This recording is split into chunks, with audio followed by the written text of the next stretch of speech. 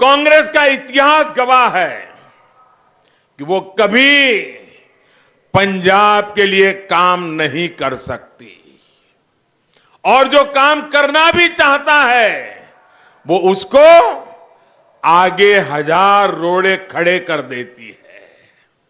और अभी अभी कांग्रेस के नेताओं के बयान से पता चलता है कि उन्होंने कैप्टन साहब को क्यों हटाया।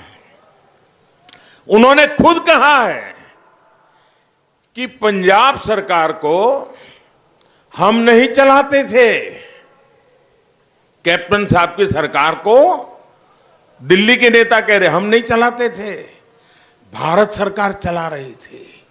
इसका मतलब यह हुआ कि कांग्रेस की सारी सरकारें रिमोट कंट्रोल से चलती है, दिल्ली से एक परिवार चलाता है, संविधान के आधार पर वो राज्य सरकारें नहीं चलती है। और कैप्टन साहब ने फेडरलिज्म के सिद्धांत के अनुसार अगर भारत सरकार के साथ मिलकर के काम किया और भारत सरकार ने अगर पंजाब के साथ मिलकर के काम किया तो भारत के संविधान के अनुरूप काम किया कि नहीं किया भाई? किया कि नहीं किया? हमने संविधान का आदर किया कि नहीं किया? हमने फेडरलिज्म का आदर किया कि नहीं किया? यहां कांग्रेस के नेता आकर के कहते थे कि कैप्टन साहब हमारी नहीं सुनते थे, भारत सरकार और कैप्टन साहब की सरकार मिलकर के पंजाब को आगे बढ़ाना चाहती थी, ये रोड़े अटकाते थे। और जब रोड़े अटकाने की उनकी ताकत इतनी बढ़ गई कि आखिर उन्होंने कैप्टन साहब को ही विदा कर दिया। भाइयों बहनों, हम पंजाब के लिए सरकार किसी की भी हो, हम फेडरल स्ट्रक्चर में विश्वास करते हैं। हिंदुस्तान के हर राज्य का भला करना ये भारत सरकार का दायित्व है। हमने प्रयास किया, लेकिन कोई परिवार रिमोट कंट्रोल से सरकारें चलाए, संविधान की परवाह न करे, तब तो देश में तनाव ही पैदा होगा। और यही काम ये परिवार कर रहा है। भाइयों बहनों, हमारे गुरुओं ने, संतों ने कहा है, पाप का घड़ा जब भरता है तो फूटता भी है। और कांग्रेस को उसके कर्मों की सजा मिल ही रही है। आप देखिए आज कांग्रेस पार्टी की क्या गति है। आज उनकी अपनी ही पार्टी बिखर रही है। कांग्रेस के ही लोग अपने नेताओं की सारी पोल पट्टी खोल रहे हैं। मैं आपसे जानना चाहता हूं, आपस में लड़ रहे लोग पंजाब को स्थिर सरकार दे पाएंगे क्या?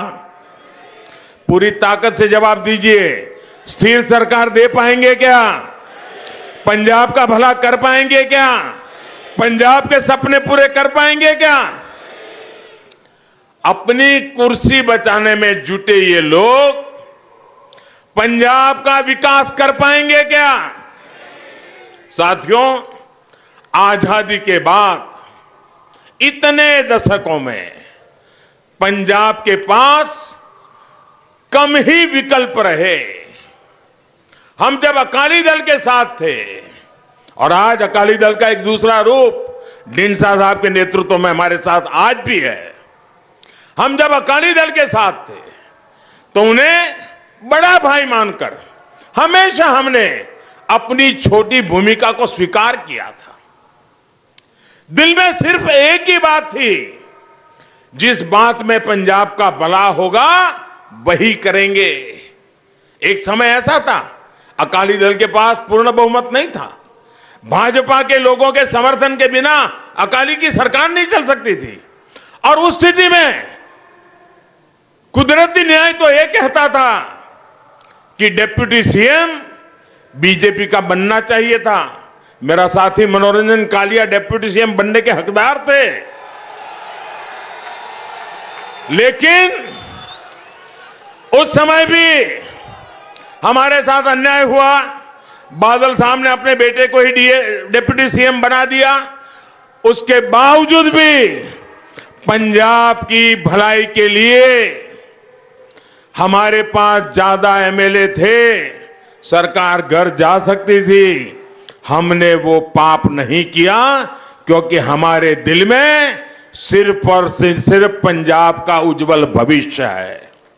पंजाब का भला हो, पंजाबियों का भला हो, पंजाबियत अमर रहे, इसके लिए हमने अपने राजनीतिक हकों को भी दरकिनार करके पंजाब की चिंता की है।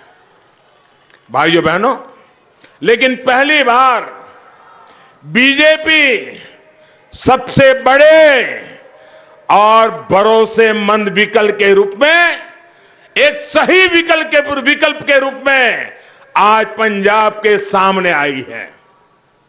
पंजाब एक बार बीजेपी को मौका देगा तो बीजेपी पंजाब का कल्याण करके देगी, ये मैं आपको विश्वास देता हूं। इंडिया टीवी हर वक्त हर जगह डाउनलोड करने के लिए सर्च करें India TV news Google play store या ऐप स्टोर पर।